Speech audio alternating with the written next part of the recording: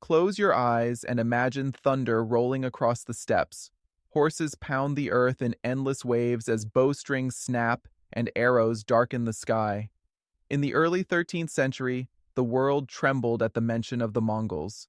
Genghis Khan and his descendants forged an empire that stretched from the Pacific Ocean to the shores of the Mediterranean, and from the icy forests of Siberia to the lush plains of India.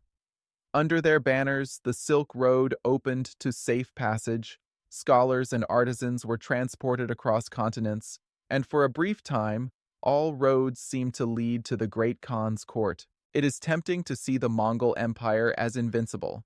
In just a few decades, Genghis Khan's warriors toppled long-established dynasties and crushed armies many times their size. After his death in 1227, his sons and grandsons expanded those gains even further.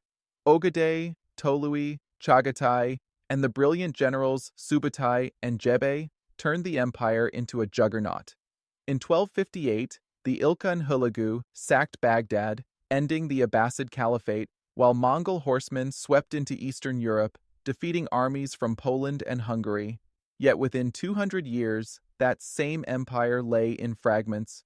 How did the most unstoppable force on earth become a mosaic of khanates, each destined for its own demise? What combination of succession disputes, cultural tensions, environmental disasters, and foreign resistance undermined the unity forged by Genghis? This film is an intimate chronicle of the Mongol Empire's epic collapse, a dramatic story of ambition, betrayal, and the limits of conquest. When Genghis Khan died in 1227, he left his empire to be shared among his sons. The Great Khan title passed to Ögedei, his third son and favorite drinking companion. Ögedei was chosen because he was seen as impartial. His older brothers Jochi, who died before his father, and Chagatai had been rivals, and Tolui, the youngest, was considered too impulsive.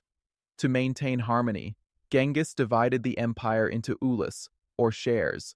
Jochi's line received the western territories, future Golden Horde. Chagatai held Central Asia. Ögedei obtained the core Mongol homeland in China, while Tolui acted as regent and kept the eastern lands. This arrangement kept the peace briefly. Under Ögedei, the Mongols captured the Jin dynasty's capital at Kaifeng and pressed into Korea. They routed European armies at the battles of Legnica and Mohi in 1241. But the seeds of division were already planted. Each branch began to develop its own identity and administrative system. While Ögedei continued the nomadic, military governance of his father, his nephew Batu, Jochi's son, grew autonomous in the western steppes. Chagatai ran his ulus according to strict adherence to Mongol law, and Tolui's sons, Munka and Kublai, were raised by their mother Sorghaghtani Beki with an eye toward leadership. Ögedei died in 1241. His death triggered the first major succession crisis. Ögedei's widow, Sorghaghtani, served as regent and sought to place her son Güyük on the throne. She bribed and coerced tribal leaders, causing tension with Batu. Many Mongol princes disliked Güyük's haughtiness and his alcohol abuse. When he was elected Great Khan in 1246, he immediately antagonized Batu by summoning him to the imperial court in Mongolia. Batu suspected a trap, refused to appear, and withdrew to his ulus. This quarrel nearly led to civil war until Güyük suddenly died in 1248, possibly poisoned by Batu's agents. The vacuum allowed Tolui's widow Sorghaghtani to maneuver her sons into power. In a Kurultai held in 1251 at the spiritual center of Karakorum, she ensured Munka was elected Great Khan. His rise marked the supremacy of the Toluid branch over the Ögedei and Chagatai lines. Munka consolidated authority by purging Güyük's supporters, but his reign also broadened the empire's horizons. He sent his brother Hulagu west to conquer Baghdad, and his brother Kublai south to invade China. The next fracture occurred after Munka's death in 1259. Kublai was besieging the Song dynasty in China when news reached him that his brother had died. Kublai and his younger brother Arik Boka both claimed the title of Great Khan. Arik Boka had the support of the traditional Mongol aristocracy at Karakorum. He represented the steppe nomads and emphasized the ancestral homeland. Kublai, on the other hand, had adapted to Chinese culture, employing Chinese advisors and adopting administrative reforms. Their conflict, the Toluid Civil War, lasted from 1260 to 1264. Kublai drew resources from China and allied with Hulagu in Persia, while Arik Boka attempted to cut off his grain supplies. Kublai eventually prevailed. Arik Boka surrendered and died under suspicious circumstances. Kublai was enthroned as Great Khan and founded the Yuan dynasty in China, moving the capital to Beijing, Daidu. He believed he could rule China effectively by adopting Chinese bureaucratic systems, but his choice alienated many Mongol nobles. The Asia for Educators account notes that by 1260, the Mongol Empire had effectively split into 4 discrete sectors: Kublai's Chinese realm, the Chagatai Khanate in Central Asia, the Ilkhanate in Persia under Hulagu, and the Golden Horde in Russia. Each sector pursued its own interests, and competition over trade routes and grazing rights began to pit them against one another. Kublai's decision to embrace Chinese customs and sedentary administration represented a pivotal turning point. The Mongols had long relied on tribal unity and nomadic mobility to effectively govern China's agricultural population of tens of millions. Kublai adopted Confucian bureaucrats, taxation systems, and the Chinese title of emperor. However, many steppe Mongols felt alienated. The Asia for Educators resource emphasizes that the fundamental unit of loyalty among Mongols was the tribe, making it difficult to sustain an empire that spanned sedentary civilizations. Mongol nobles resented Kublai's Chinese advisors and his lavish court. Kublai attempted to blend cultures. He built a new summer palace at Chengdu, Xanadu, and retained the Shengshou, Central Secretariat, to maintain Mongol influence. Yet he also elevated foreigners, Persians, Uyghurs, and Tibetans, to high posts, further alienating Chinese elites. The census and taxation system funded ambitious public works like roads, postal stations, and the extension of the Grand Canal, but they required heavy taxation and large labor drafts. The Asia for Educators article on public works failures notes that these projects were extravagant and costly, leading to high taxes and inflation due to the government's reliance on paper money. Foreign administrators who collected taxes provoked resentment among Chinese farmers. At the height of his power, Kublai could not resist continuing his grandfather's conquests. His most audacious plan was to invade Japan. In 1274, he sent a fleet of nearly 900 ships and 40,000 soldiers, Mongols, Chinese, Koreans, and Jurchens, across the East China Sea. The invasion failed due to fierce samurai resistance and a storm that wrecked many ships. Undeterred, Kublai ordered a second invasion in 1281 with more than 4,000 ships and some 100,000 troops. Again, typhoons struck at a critical moment. Japanese chroniclers later called these storms kamikaze, divine winds. The Asia for Educators military analysis remarks that these costly campaigns drained the Yuan treasury and exposed the Mongols' lack of proficiency in naval warfare, leaving them vulnerable to storms and disease. Kublai's forces also campaigned in Southeast Asia, Vietnam, Burma, Cambodia, and Java. But these expeditions were similarly expensive and unsuccessful. Tropical diseases decimated the Mongol armies, and the heat and terrain neutralized their cavalry advantage. Each defeat consumed vast sums of money and manpower, exacerbating economic strain. Meanwhile, Kublai's focus on military glory took him away from domestic governance, leaving the court to corrupt officials. Within China, the Yuan dynasty faced persistent economic issues. To finance wars and public works, the government printed large quantities of paper money.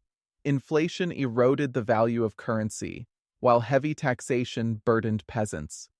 The Asia for Educators article on public works describes how, by the mid-14th century, floods changed the course of the Yellow River, leaving thousands homeless and prompting peasant rebellions. Many Mongols returned to their pastoral homeland, leaving the Chinese bureaucracy understaffed. The combined effect of natural disasters, high taxes, and mismanagement eroded support for Yuan rule, paving the way for rebellion. Kublai died in 1294. The Mongol Empire, already fractured along Khanate lines, lost its last truly powerful leader. His immediate successors lacked his authority and were often manipulated by powerful ministers and queen mothers. The Britannica summary notes that after Kublai's death, inept successors and succession disputes weakened the central government. 10 emperors ruled in just 50 years, many reigning for only a few months before being assassinated or deposed. Court factions, including the left and right censorates, vied for power. Ministers like Timur, Kaishan, Wuzong, and Togon Timur, Huizong, spent more time fighting one another than governing the country. Regional warlords and bandits grew bolder. As the All That's Interesting article explains, heavy taxes and corrupt administration spurred local uprisings. The Red Turban Rebellion, a millenarian movement that combined Buddhist, Manichaean, and Taoist ideas, gained momentum in the 1350s. Led by the peasant Zhu Yuanzhang, the rebels captured Nanjing and declared independence. In 1368, Zhu's forces entered Beijing. The last Yuan emperor, Togun Temur, fled north to the steppe. He established the northern Yuan, but his power was largely nominal. The Asia for Educators narrative notes that many Mongols returned to their homeland, abandoning China in the mid-1360s. The Chinese population welcomed the new Ming dynasty, and the Yuan lost its richest province. According to the Britannica summary, Zhu Yuanzhang's establishment of the Ming in 1368 marked the formal end of Mongol rule in China. Yet the story of the Mongol Empire's collapse stretches far beyond Beijing. The Ilkhanate, founded by Hulagu in 1256, encompassed Persia, Iraq, and parts of Anatolia. Hulagu's capture of Baghdad in 1258 ended the Abbasid Caliphate and shocked the Islamic world. Despite the destruction, the Ilkhanate soon became a center of culture and trade. Hulagu's grandson Ghazan, 1295-1304, converted to Islam and adopted Persian administrative practices. He sponsored Persian translations of Mongol history and built mosques, observatories, and hospitals. Under Rashid al-Din, the Ilkhanid vizier, a series of world histories and medical texts were written, merging Mongol and Islamic traditions. However, the Ilkhanate's prosperity did not last. After the death of the capable Abu Sa'id Bahadur Khan in 1335, the Ilkhanate plunged into chaos. Abu Sa'id left no heirs, and his death sparked a succession crisis. Rival claimants from different branches of the royal family vied for power. The Mongolians article details how succession crises, combined with economic decline caused by heavy taxation and inflation, weakened the Ilkhanate. Competing warlords carved the state into fiefs. This internal turmoil coincided with a devastating external blow, the Black Death. The plague swept through Persia in the 1340s, killing enormous numbers of people and disrupting trade. Revenue shrank, and the economy contracted. With little central authority, local governors acted independently. Pastoral nomads turned to raiding, while peasants and artisans fled to safer regions. The Ilkhanate's neighbors, particularly the Mamluks in Egypt and the emergent Timurid power under Tamerlane, seized the opportunity. According to Mongolians, external pressure from the Mamluks and Timurids further destabilized the region. By the mid-14th century, the Ilkhanate had splintered. Several short-lived dynasties, the Jalayirids in Baghdad, the Chobanids in Azerbaijan, and the Muzaffarids in Fars, claimed parts of the former territory. The Timurids eventually conquered much of the region by the late 14th century. The Mongol legacy persisted in Persian art and administration, but the Ilkhanate as a political entity ceased to exist. The Mongol unity that had once stretched across Asia had been replaced by a patchwork of local dynasties. The Golden Horde, founded by Batu Khan, controlled the territories of modern Russia, Kazakhstan, and Eastern Europe. Its capital at Sarai on the Volga River became a thriving trade hub, connecting Europe with the Silk Road. Batu wisely maintained a hands-off approach to the Russian principalities, extracting tribute but leaving them to govern themselves. This arrangement allowed the Horde to remain relatively stable for decades. In the mid-14th century, the Horde faced a series of crises. The Britannica summary states that the Golden Horde declined after the Black Death and the murder of one of its rulers. The plague devastated the nomadic population, reducing the number of soldiers and herders. To make matters worse, political intrigue reached new heights. In 1357, Khan Jani Beg was murdered by his son Berdi Beg, who then ruled with paranoia, killing brothers and cousins. This fratricide eliminated many potential leaders and plunged the Horde into succession chaos. The period known as the Great Troubles saw over 20 Khans claim the throne in less than a century. As the Horde weakened, the Russian principalities began to chafe under Mongol yoke. Prince Dmitry Ivanovich of Moscow saw an opportunity to assert independence. In 1380, he assembled a coalition of Russian princes and met the forces of the Golden Horde at the Battle of Kulikovo. The All That's Interesting article notes that this battle was a turning point. The Horde's defeat by Moscow undermined its authority in the region. Although the Mongols later retaliated, their grip was loosening. The Grand Duchy of Moscow grew stronger and eventually ceased paying tribute. In the 15th century, the Golden Horde broke apart. According to the Archiving History article, it split into smaller khanates, such as the Crimean Khanate, Kazan Khanate, Astrakhan Khanate, and Sibir Khanate. These states often allied with or opposed Moscow in turn, but none regained the Horde's former power. The Crimean Khanate became a vassal of the Ottoman Empire, raiding Russia for slaves. The Kazan Khanate was conquered by Ivan the Terrible in 1552, marking Russia's expansion into the Volga region. Thus, the Golden Horde's collapse paved the way for the rise of the Russian Empire. The Chagatai Khanate occupied the vast territory of Central Asia, including parts of present-day Kazakhstan, Kyrgyzstan, Uzbekistan, and western China. Named after Genghis's second son, the Khanate initially maintained a strong nomadic tradition. But as generations passed, Chaghatai's descendants embraced Islam and Persian administrative practices. This region became a melting pot of cultures, where Turkish and Persian languages merged to form Chagatai Turkish, later influential in literature. The Chagatai Khanate experienced internal divisions early. Western and Eastern branches developed separate identities. In the West, Transoxiana, the Khans converted to Islam, while the Eastern branch, Mogulistan, maintained shamanistic traditions before converting as well. Rivalry between these branches weakened central authority. Mongol tribal leaders and local Muslim elites vied for power, leading to frequent assassinations and coups. In the late 14th century, the conqueror Timur, Tamerlane, rose from Transoxiana. Although nominally subordinate to Chagatai authority, Timur soon dominated the region.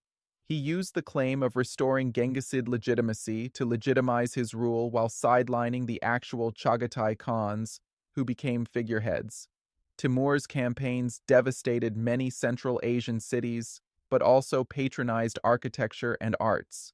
After his death in 1405, his successors, the Timurids, ruled parts of the Chagatai domain, promoting Persianate culture. By the 15th and 16th centuries, the Chagatai realm had fragmented further.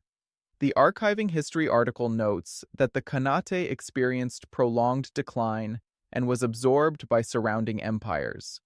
The emerging Uzbek Khanate under Muhammad Shaybani seized much of Transoxiana, while the Mogolistan region evolved into the Yarkant Khanate and later fell under Dzungar and Qing influence. The once vibrant Silk Road trade shifted as maritime routes rose to prominence. Central Asia's cities like Samarkand and Bukhara remained cultural centers, but the political power of Chagatai's descendants faded. One of the structural flaws in the Mongol Empire was its reliance on personal loyalty and kinship. Genghis Khan's charisma and military acumen bound tribes together, but after his death, loyalty reverted to the Ulus. As the Asia for Educators article explains, the tribe remained the fundamental social unit, making it hard to sustain an empire beyond personal networks. This tribal loyalty, while effective for nomadic warfare, undermined an empire spanning diverse sedentary societies. Another source of tension was the contrast between nomadic life and sedentary administration. Mongol conquerors excelled at rapid campaigns and mobile warfare. Governing agricultural populations required bureaucracy, taxation, and infrastructure, tasks foreign to steppe traditions. Kublai's attempt to rule China through Confucian methods alienated Mongol nobles and Chinese literati alike. Similar contradictions plagued other Khanates. In Persia, the Ilkhans struggled to balance Mongol law with Islamic governance. In Russia, the Golden Horde levied tribute but relied on Russian princes to administer locals. Over time, these differences pushed the Khanates further apart. Conquest enriched the Mongols with booty and tribute, but sustaining the empire required continuous expansion. Once expansion slowed, revenue dwindled. Conquered territories were heavily taxed to fund wars and royal courts. The cost of garrisoning distant provinces and supporting the extensive postal relay system mounted. When natural disasters, droughts, floods, or plagues struck, the government printed more paper money, causing inflation. The Asia for Educators account emphasizes that the Yuan's public works projects and financing led to high taxes and inflation, undermining the economy. Similar financial stress afflicted the Ilkhanate, where heavy taxation, inflation, and mismanagement contributed to its downfall. Finally, external forces tested the Mongol system. In the Middle East, the Mamluk Sultanate halted Mongol expansion at the Battle of Ain Jalut in 1260. In Eastern Europe, the Teutonic Knights, Poles, and Hungarians stiffened resistance. In China and Southeast Asia, tropical climates and maritime warfare nullified steppe tactics. The All That's Interesting article notes that the failed invasions of Japan and the resulting storms inflicted huge losses. Environmental factors like the Black Death ravaged populations across the Khanates, striking at a time when unity was already fraying. As trade shifted to maritime routes, the Silk Road's importance waned, reducing revenue for the land-based Mongol states. After losing China in 1368, the Mongols retreated to the steppe under the northern Yuan. They continued to claim the title of Great Khan and occasionally raided Ming territory. However, internal strife and the rise of new tribal confederations such as the Oirat and later the Jungar further eroded their power. By the 17th century, the Manchu Qing dynasty would conquer both China and Mongolia, ending the Mongols' imperial ambitions. The Archiving History article notes that the northern Yuan's fragmentation allowed local tribes to regain independence and weakened central authority. Though the political structure collapsed, the Mongol Empire left an indelible cultural legacy. The Pax Mongolica opened exchange across Eurasia. Technologies, foods, and ideas traveled far faster than ever before. Paper money, gunpowder, printing, and compasses spread. Religious tolerance under Genghis and his successors allowed Buddhists, Christians, Muslims, and Taoists to coexist. Scholars like Rashid al-Din and Chinese chroniclers recorded histories that remain valuable today. Persianate culture flourished in Central Asia and India, partly due to Mongol patronage. The Chagatai Turkish language influenced later Turkic languages. Persian became the lingua franca of administration. Even after the fall, the successor states continued to trade along what remained of the Silk Road. The collapse of the Mongol Empire was not a single event, but a prolonged unraveling. It illustrates how empires are living organisms subject to internal and external forces. Succession crises can undermine even the strongest dynasties.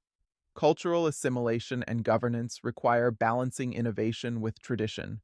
Economic mismanagement and environmental disasters can topple even seemingly invincible powers. And yet, destruction also leads to transformation. Out of the ruins of the Mongol Empire emerged new political entities like the Ming Dynasty, the Muscovite state, and the Timurid Empire. Our journey began on the thunderous steppe with Genghis Khan's unstoppable horde. We traced how the empire he built stretched across continents, only to fracture under the weight of its own ambition. From the succession crises that pitted brothers against brothers to the failed invasions of Japan and the crushing blows of plague and famine, the Mongol Empire's collapse was a tangled web of internal weaknesses and external pressures. The Asia for Educators summary emphasizes how by 1260, the empire had already divided into separate khanates, while later sources highlight the role of heavy taxation, mismanagement, and natural disasters. The All That's Interesting article reminds us that even Kublai's grand projects could not save the Yuan when the masses rebelled. The Britannica summary encapsulates the final outcome. After Kublai's death, successors were inept, the empire fragmented, and the Yuan dynasty fell in 1368, while the Golden Horde was torn apart by plague and intrigue. The Ilkhanate disintegrated after Abu Sa'id's death due to succession crises, economic decline, the Black Death, and external pressures, and the Chagatai Khanate gradually melted into the background of regional powers. For us today, the epic rise and fall of the Mongol Empire offers both cautionary tales and inspiration. It warns us of the dangers of overreach, intolerance, and ignoring the realities of governance. Yet it also reminds us that even after collapse, peoples and cultures endure and adapt. The Mongols could no longer hold their realm together, but their descendants, languages, and traditions live on in nations across Eurasia. As you reflect on this story, consider how empires, like all human creations, are shaped by the choices of individuals and the currents of history. If you found this exploration of the Mongol Empire's epic collapse engaging, please like this video, share your thoughts in the comments, and subscribe for more deep dives into history. Together, we'll continue to uncover the rise and fall of empires and the lessons they carry for our world.